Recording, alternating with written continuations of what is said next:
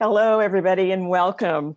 My name is Lonnie Reed, and as a way of introducing myself, I should say that I served in the Connecticut legislature as a state representative for 10 years.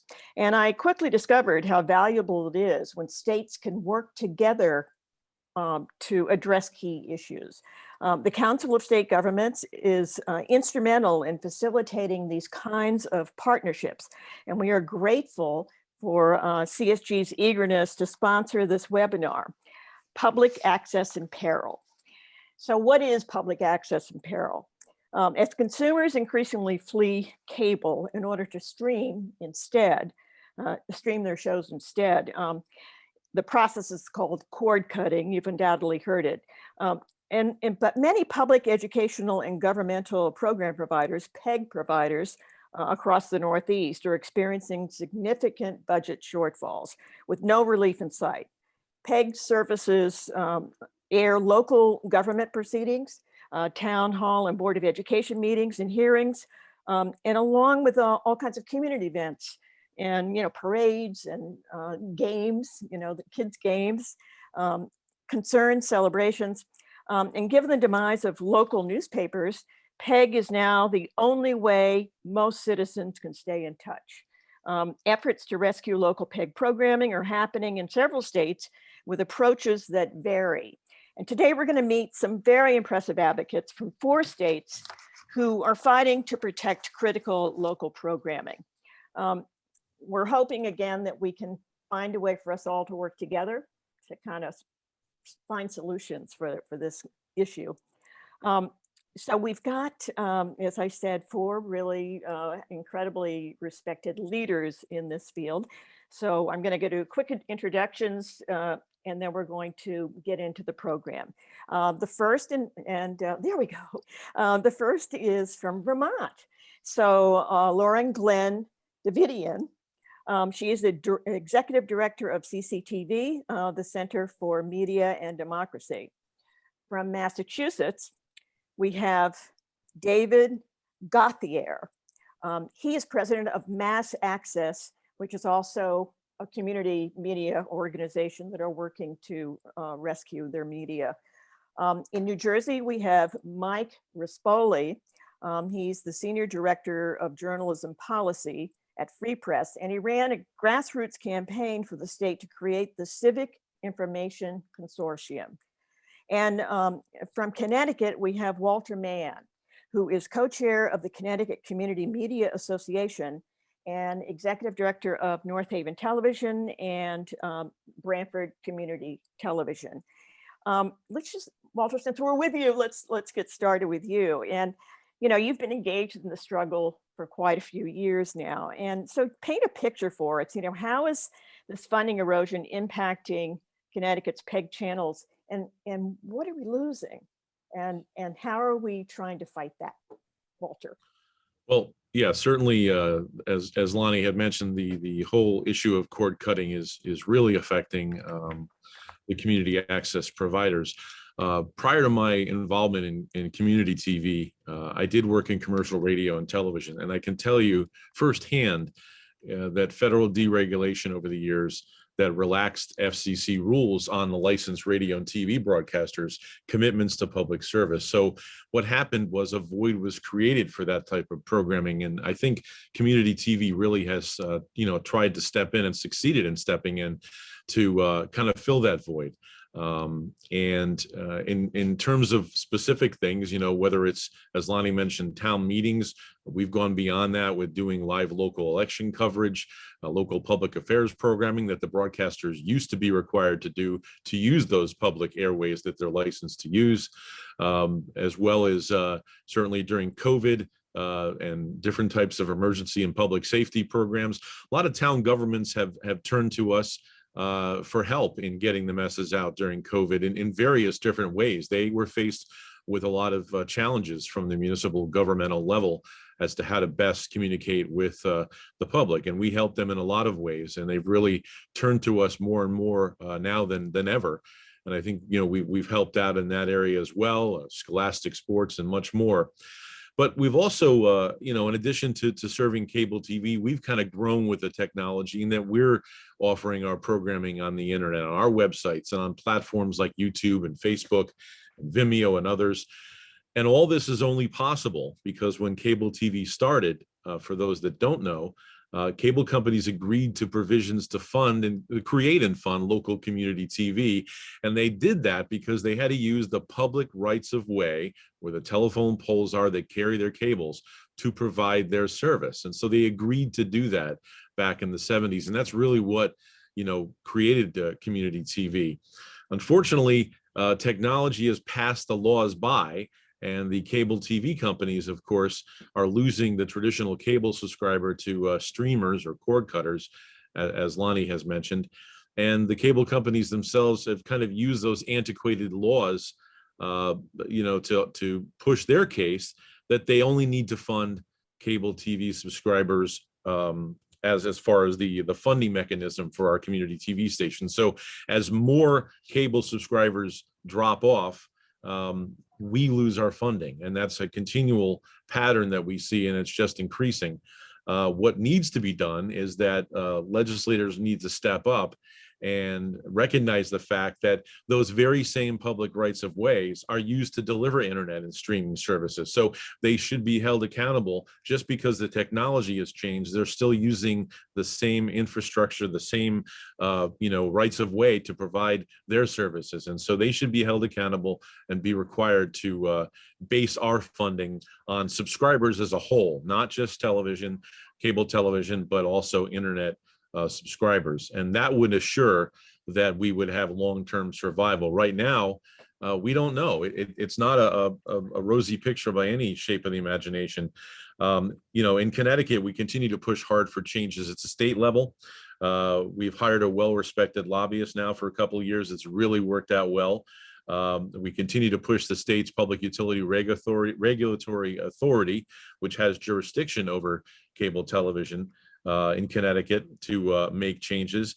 And we're hopeful that as time goes on and we continue to push harder and harder, that we can get those laws changed. But it's really time for legislators to step up and support this before it's gone. It's something that has filled the void, as I mentioned. It's critical to a lot of people. And I might add too that one of the things that we found over the years that's really been a benefit to the public is getting middle school, high school, and college students involved at this level. We've had many that have trained here and learned the broadcasting field and gone on to careers at major networks. So there's so many benefits of what we do. And, we need help from the very people we elect to ensure our survival. Thank you. And I should say, those who are watching, as your questions arise, please put them in the Q&A box, because we're going to have questions, and we're really going to dig deeper as we move forward. The next person we want to talk to is Mike Rispoli from New Jersey, the state of New Jersey. And Mike, I'm waiting for Mike to come up. Yeah, I'm here. Hey. Okay, good. Okay, there you are. All right. So Mike, you've taken a unique approach to creating a community media consortium in New Jersey. And you said it was based on an incredible research that you had done, the community hunger for information and news that most immediately impacts their lives. So how's this approach going, Mike? Yeah, well, first, thanks for having me today. It's great to hear from you all and be with you all. So I work for an organization called Free Press, which is a national media and technology advocacy organization, and we work on a variety of issues that impact local communities and their information needs, things like net neutrality and broadband access, as well as the work that I focused on specifically for the past few years, which is local news policy. And so in New Jersey, like many other states, like many of you have witnessed and we've talked about, local news is disappearing. There are fewer journalists, fewer newspapers, funding for community media and PEG stations are being cut. And the real world impact of that is that communities, people, individuals, if you're a lawmaker, your constituents, have less news and information that allow for them to participate in democracy.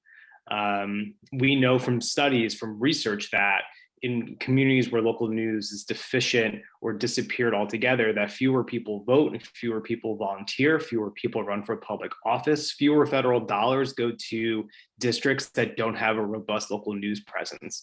And so I think it's really important that as we talk about these issues, that we first and foremost center the real impact on communities that the loss of local news is having.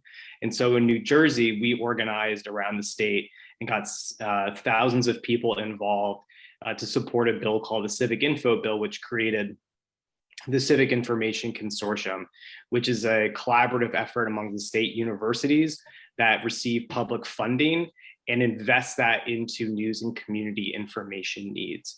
And so specifically targeting communities that which are called news deserts, which we know that news deserts are communities that don't have a local news presence to to sustain people's needs, typically tend to be communities of color, low-income communities, rural communities.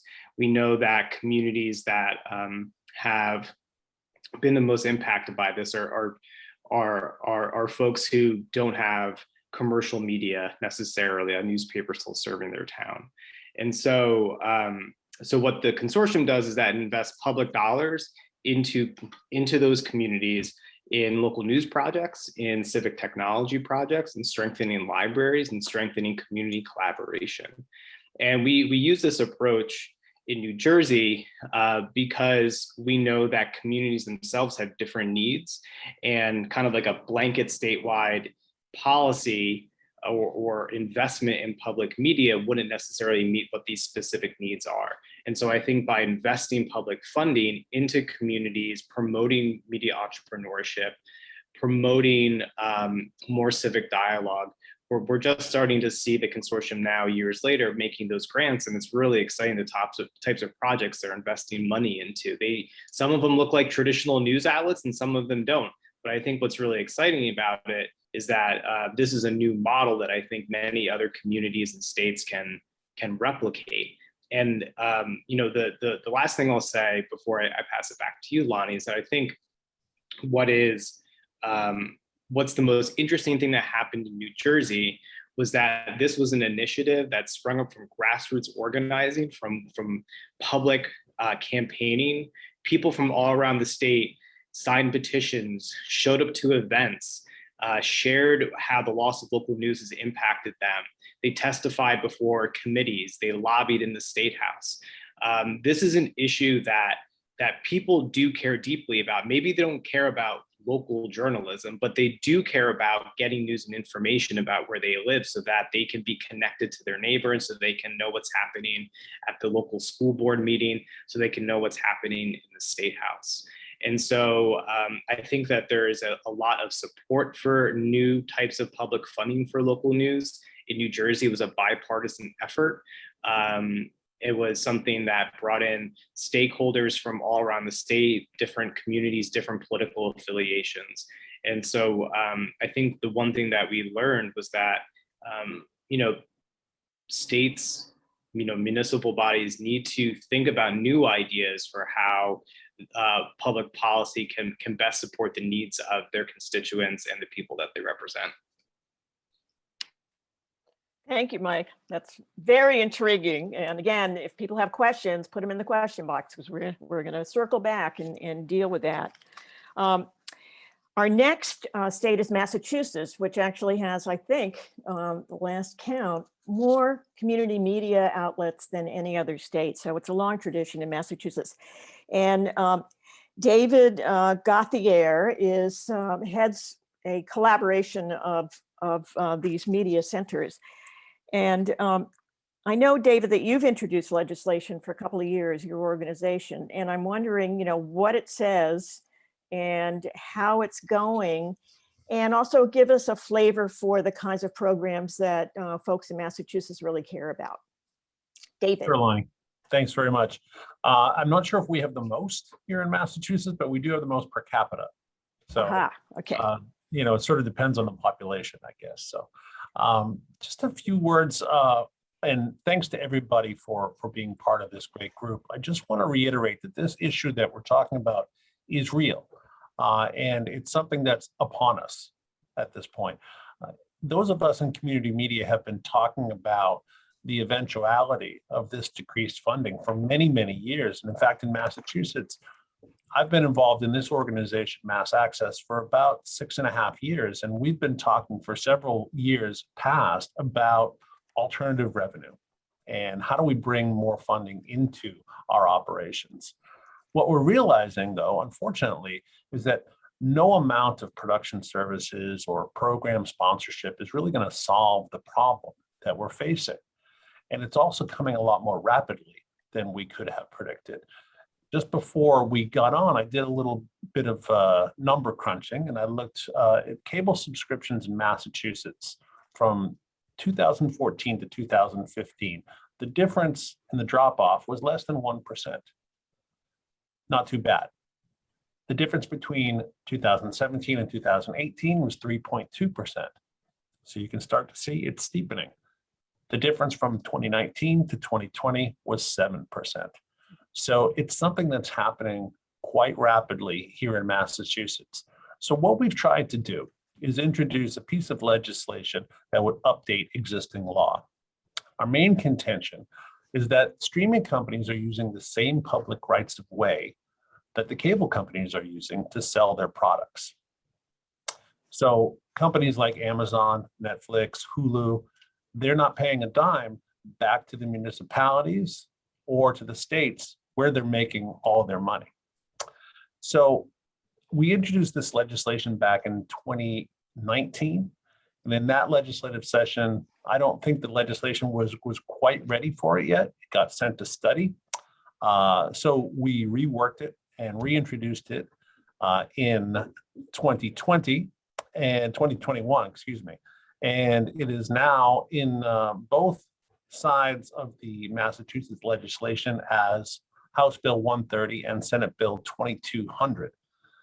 They have slightly different titles, but it's the exact same text. And I just wanted to mention too that it's important to note that this is not a novel idea here in Massachusetts that we came up with. In fact, many states are already collecting assessments on digital goods, including streaming video, mostly in the form of a sales tax. And this is sort of gaining momentum, I think, across the country.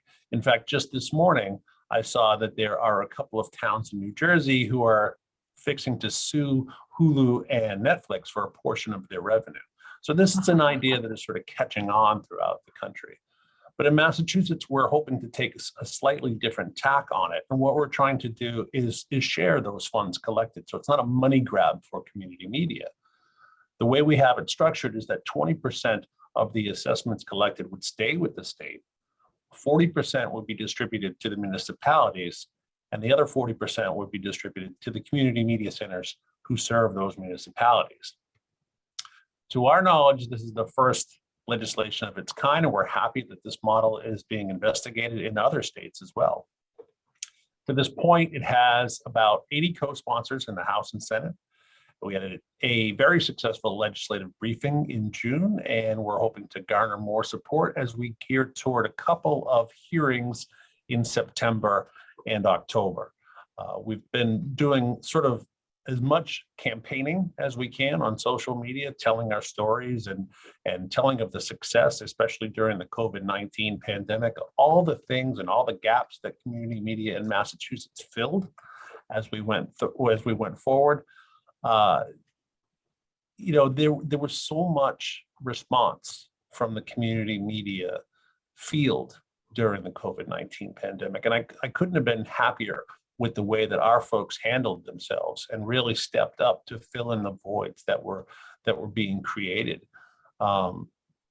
Parishioners who needed to attend services in their houses of worship were able to do so thanks to community media, who solved issues and went ahead and helped out these houses of worship to do live streaming.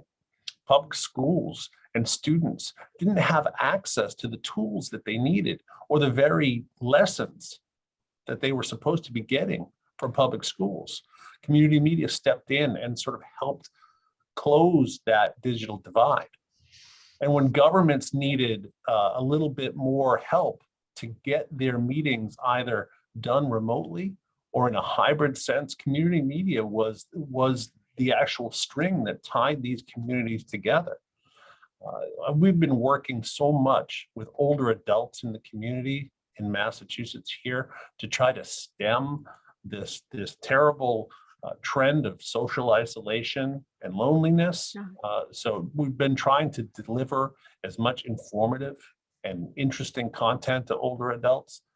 This is just some of the very few things that community media stations in Massachusetts have been doing. And I won't just say Massachusetts because I know it's happening all over the country.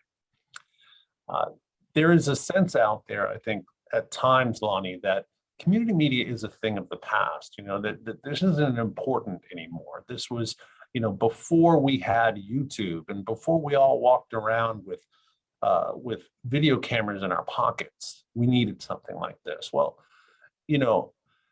Walter said it earlier, and I happen to agree with it wholeheartedly, that we have evolved as an industry, as the technology has evolved. We've evolved to become a very important part of local communities and municipalities and all the residents have come to really depend on the services that community media centers are offering.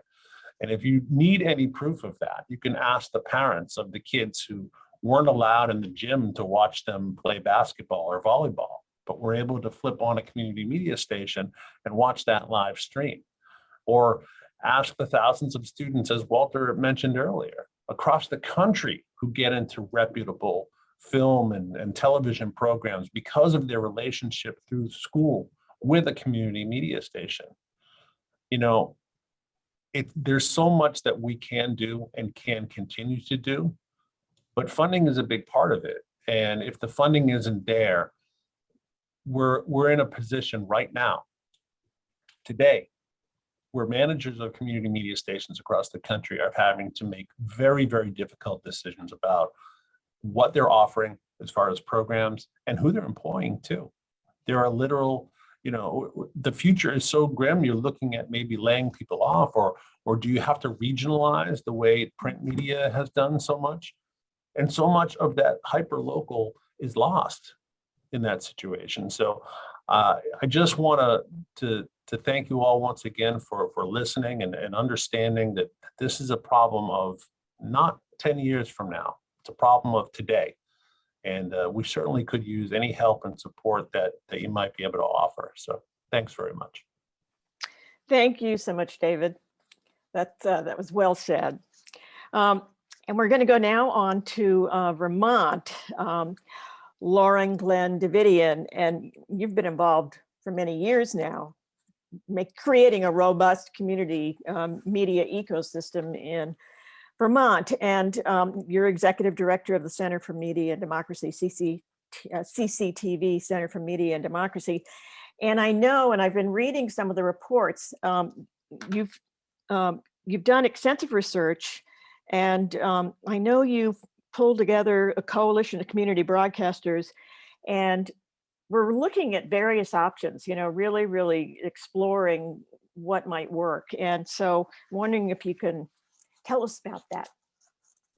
Sure, thank you, Lonnie. And I'd just like to acknowledge we have, I think, 3 legislators from Vermont who are watching this panel. So welcome, nice to see you. And thank you so much for your support.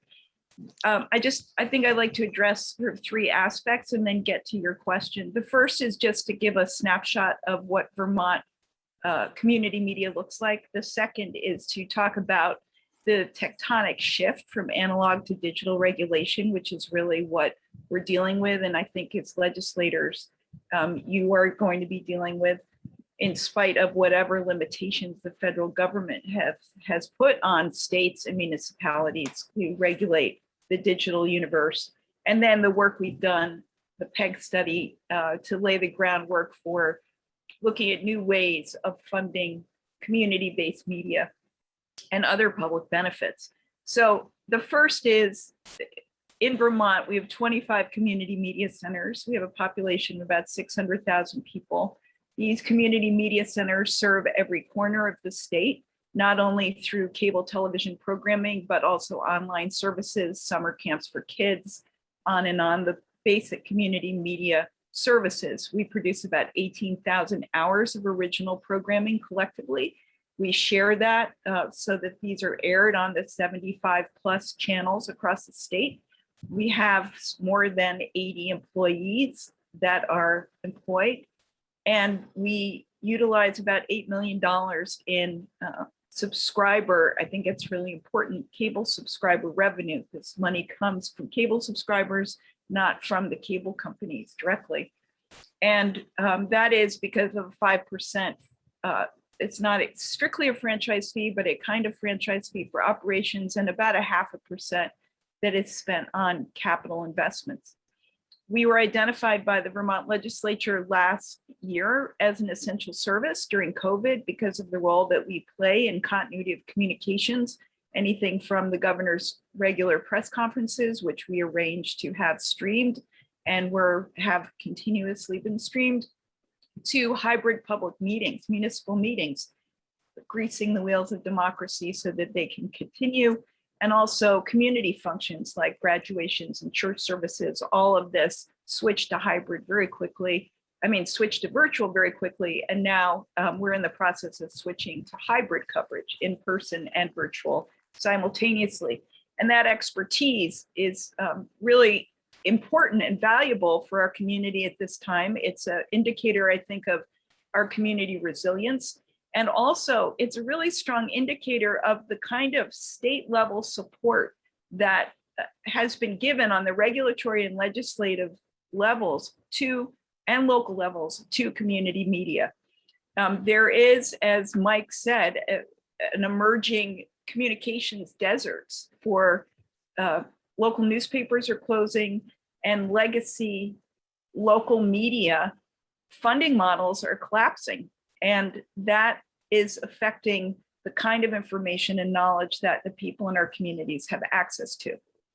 I think it's really important to understand that cable franchise fees, which are based on the commercial use, it's a public benefit given in exchange for commercial use of the rights of way, is based on an analog regulatory model. And both cable, public educational and government access cable, which depends on the public benefit on the communication side of federal regulation, and E911 and universal service, which those services depend on a public benefit on the telecommunications side of federal regulation. Both of those are being affected by the decline in use and the cutting not only of the cable cords, but the conventional television cords. And so the public benefit model is based on an analog period of time, and it has not been updated to reflect a digital period of time.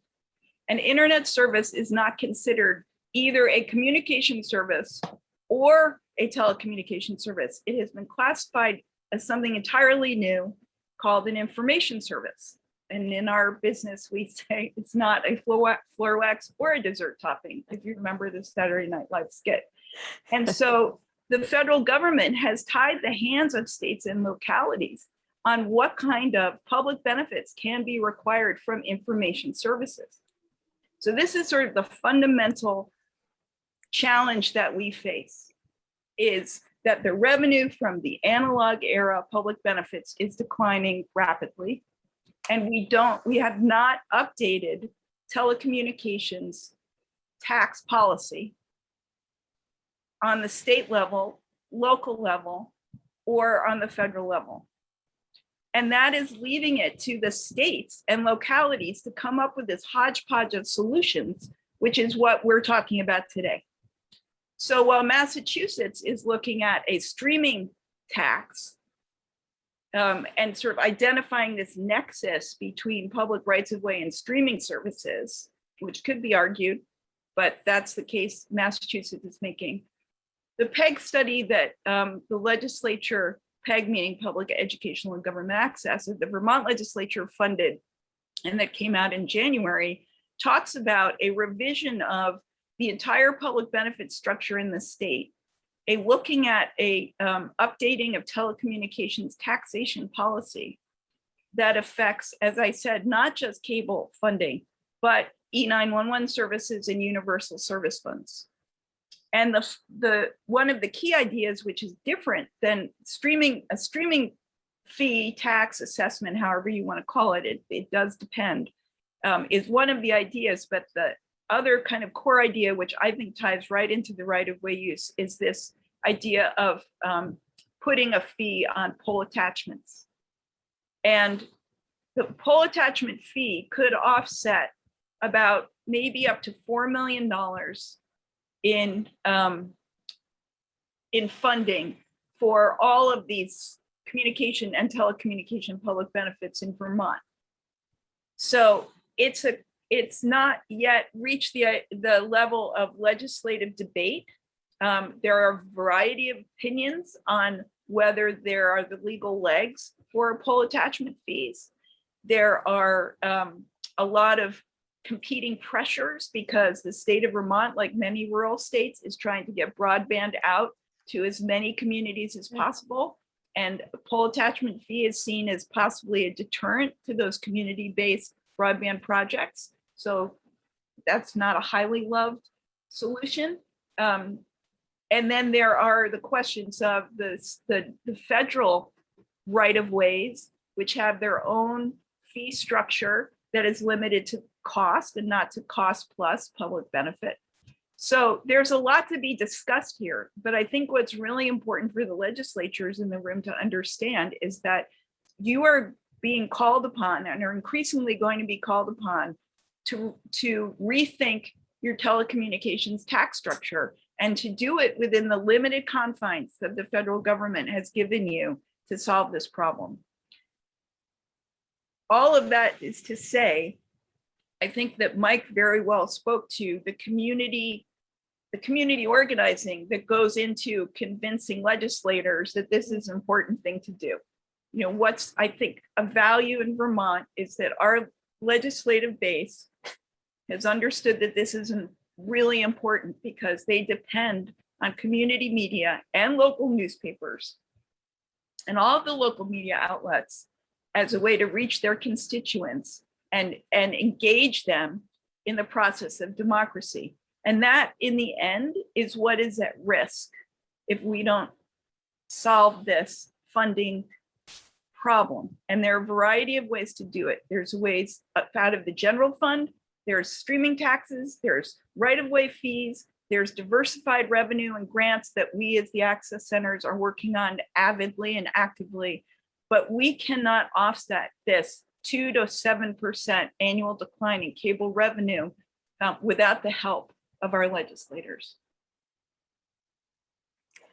Well, that sounds easy peasy.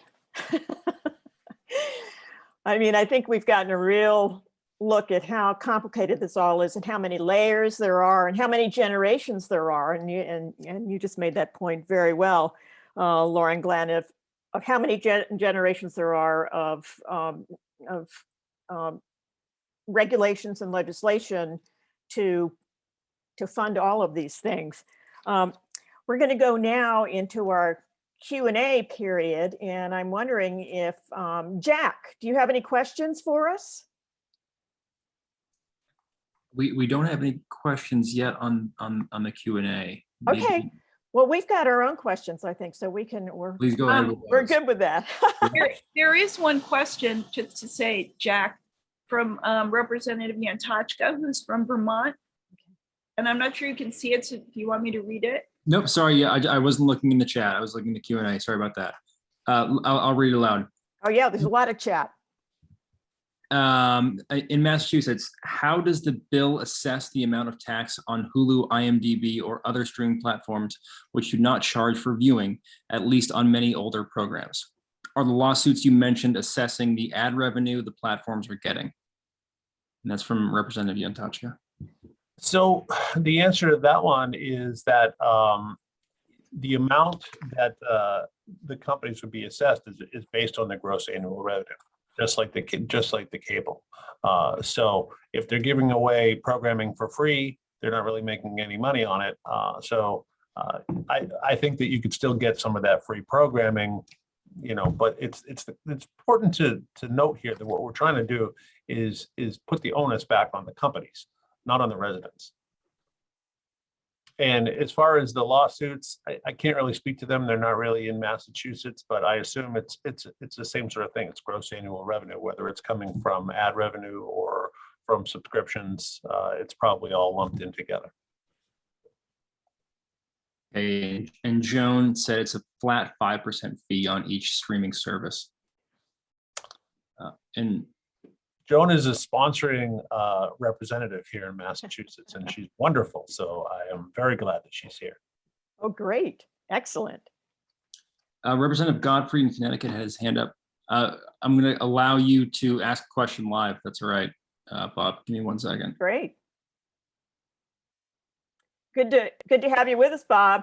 How are you, Lonnie? I'm very well. You look very well. Well, thank you. And it's just so good to see like people, even if they're talking heads on I know. the computer screen. In little boxes, yeah. I know. I've been involved in CSG now for over 30 years, and I just miss the camaraderie. I miss the before and after discussions that go on after these things. One of the issues I'm curious about is the cable industry is so diverse in that, we've got 169 towns here in Connecticut, all based on how far an ox cart could move in a day in 1776. And so we have almost as many cable companies, because they pretty much are apportioned here by town. I'm in Danbury, Connecticut. We have Comcast, but when you go to the suburban towns, they have other cable TV companies. And what that does is it means there's no ability for the cross-border government information and meetings and that kind of thing to be able to be accessed by people not in the town.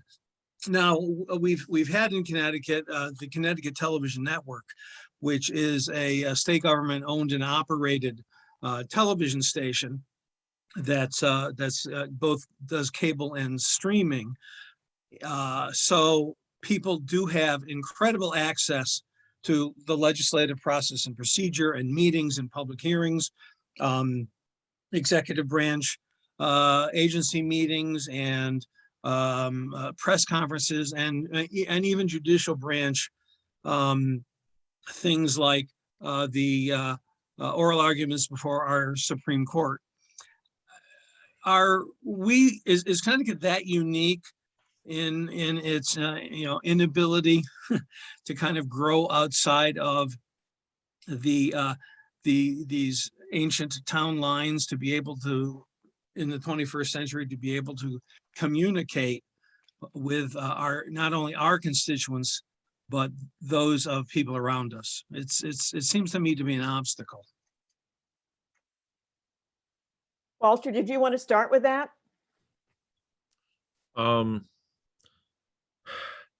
It's all I can say is that we've tried for a couple of years to or more actually to push back to try to get change at the state level.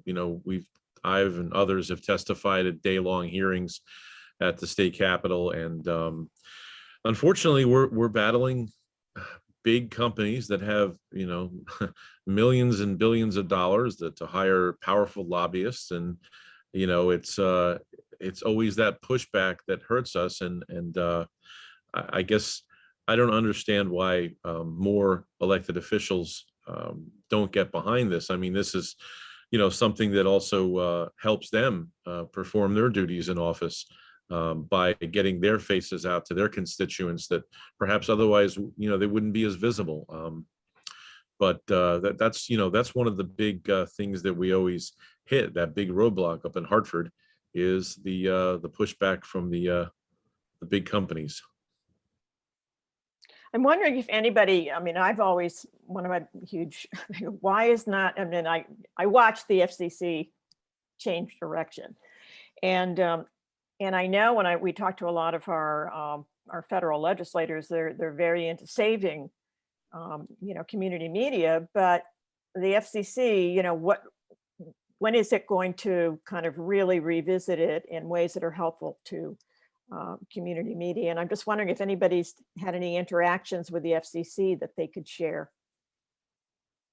Well, I have just a couple things. One is, I have a question follow-up for Walter, which is, do you stream your channels? In other words, there may be these regulatory balkanization, but isn't your content available on streaming online in addition to just the channels? We do offer most of our content in an on-demand fashion. We don't actually stream the channels themselves. Yeah. But we do offer, most of the programming online. And, I would have cable companies say to me, well, why are you giving it away for free? It should be available just to subscribers, which, certainly that's something to think about. But I mean, our feeling has always been that to offer it to more people is better. But yeah, we do offer stuff online. We've done that. We started that years ago. Yeah. Doing that. And that argument is, that train has left the station like 2002 about sharing content. Any standard operating nonprofit does that. So there's no reason we should be confined. But to answer Lonnie's question about the FCC, prior to the Biden administration, the FCC was headed by a kind of pretty famous Chairman Pai, and he basically moved the FCC to rule that channels and in-kind services for PEG over and above should be subtracted from this franchise fee, whether it's collected by a municipality or a state.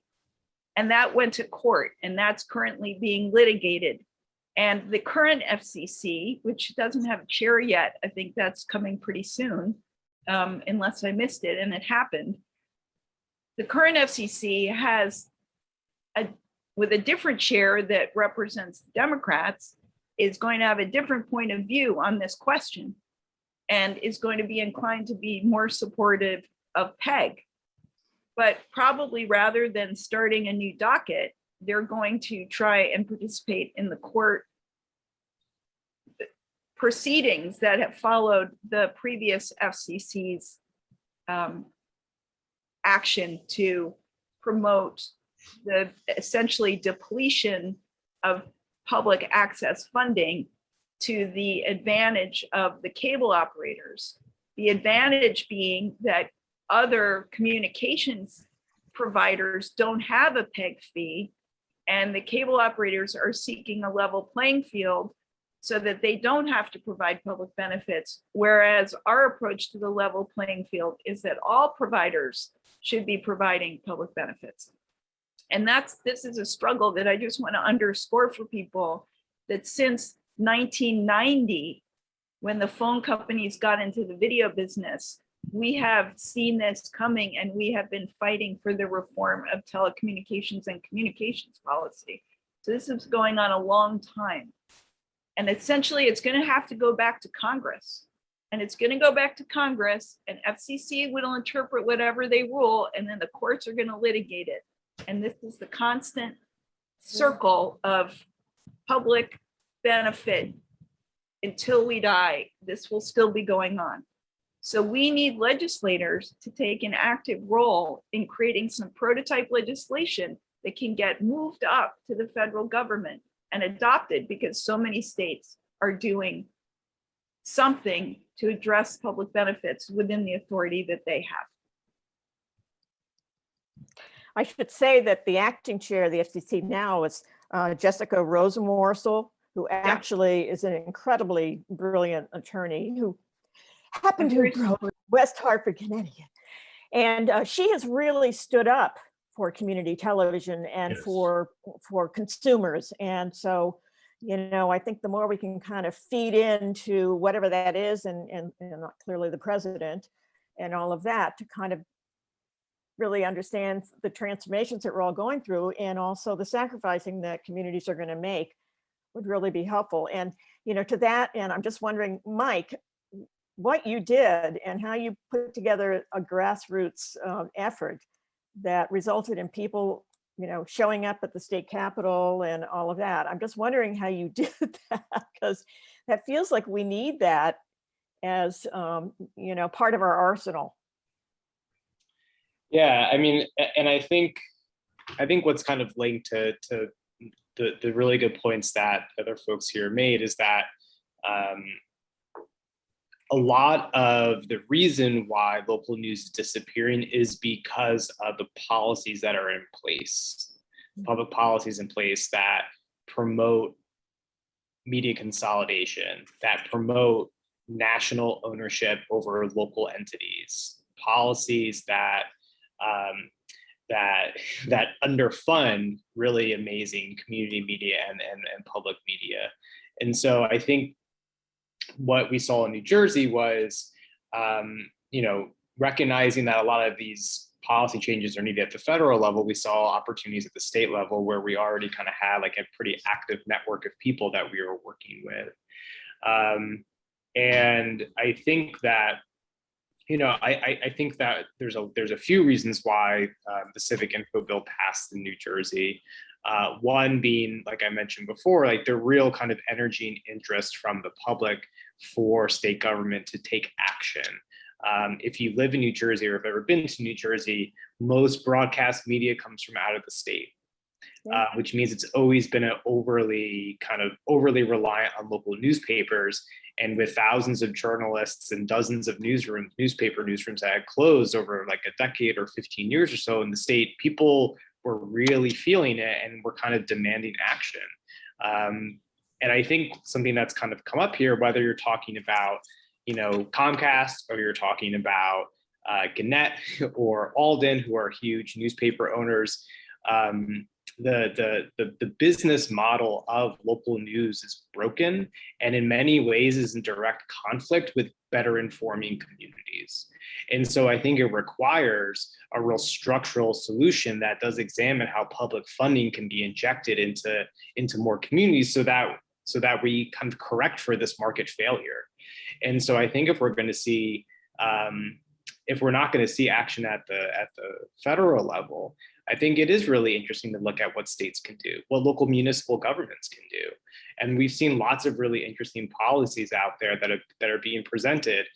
We're obviously talking about different ways to help fund PEG stations. In New Jersey, it was kind of a new public funding model, but we're also seeing, states take action around taxing online advertising. I think that states looking to extend online advertising taxes and then using that money to fund or better fund community information needs. Maryland just passed a bill, although the money doesn't go to it, but we're looking at other states that are looking at extending that sales tax to include targeted digital advertising. We're also looking at we've also seen states examine creating community information districts. So similar to kind of libraries being able to raise money and dedicate that to help support that type of information need in a community. Could you create something around like public community media where a small excise tax is kind of given on anyone in a given area and that money goes towards funding information in that community? So there's lots of really kind of interesting proposals out there. And I think that we can make it happen when we kind of move away from how the conversation has been set at the national level, which is that, that media is politicized, that it's kind of, the fake news conversation or whatever it may be, or people who are conservative kind of lambasting media. And I think when you look at the local level, it's less politicized because we know that, local journalism is really important, no matter what that community looks like, no matter what political backgrounds or affiliations those people have. And we also know from research that the less local news in a community, the more politically polarized that community is.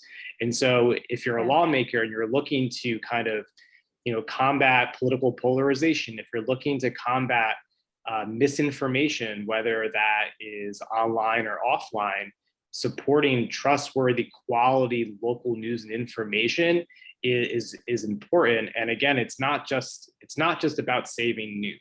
It's not really about that. Really what this is about is ensuring that people have the news and information they need so they can participate in their community. Sorry, to your question, Lonnie, the reason why we were able to do this in New Jersey was because that was how we framed it. We framed it as a crisis in our communities not being able to civically participate, not about saving local news. And that's why I always try to really hit that point when I'm talking to people, to journalists, to lawmakers, that this is really a matter of making sure that our democracy is healthy. And just wondering, structurally, what did that look like? So did you go into local communities and get people together and Yes, get them all? absolutely. Okay, because that feels like held, that needs to happen. Yeah, we held forums all around the state. We held 10 forums over the course of a year, talking to people about how the loss of local news has impacted them, what they want out of local news and information, and getting them to come up with ideas. Like if you had $1 million to better inform your community, what would that be? And people came up with all different types of ideas that look nothing like how we even conceive of local journalism. I mean, it was really kind of interesting. And I think that made the issue more concrete to people and to lawmakers, and got people really bought into the idea of, wow, if the state is investing money into better informing my community, maybe I should put forward my ideas. And I'm really happy to share is that several people who participated in those community forums, once the consortium got off the ground, applied for grants and got them. And so, this is, I think that the more we involve the public and listen to them and listen to their concerns, we're going to be able to come up with some really creative policy solutions. Lonnie, this is Jack. We've probably got time for about two more questions. Okay. We have one in the chat from Representative Blumel. She said, what are the biggest barriers to moving forward some of the changes / initiatives you have mentioned? Another question in the chat, if you didn't see it. Some biggest barriers to moving forward. Lauren Glenn, if you want to start off, if she's one of your legislators. We were speaking, thank you. Nice to hear your voice. I was speaking with another legislator earlier this week, and what she said was, there's not enough understanding of the urgency of this question. And that's interesting because it's so urgent to us. It's just big and loud in our ears, and that doesn't mean it's shared by everyone else.